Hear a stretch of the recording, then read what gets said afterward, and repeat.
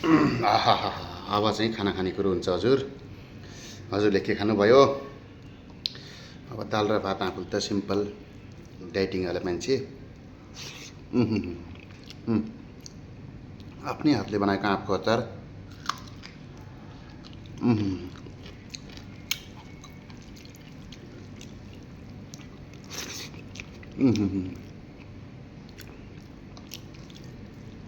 खाने मिठो न हजुर, के गर्ने पुरा छ। दाल र भात त खानु पर्यो।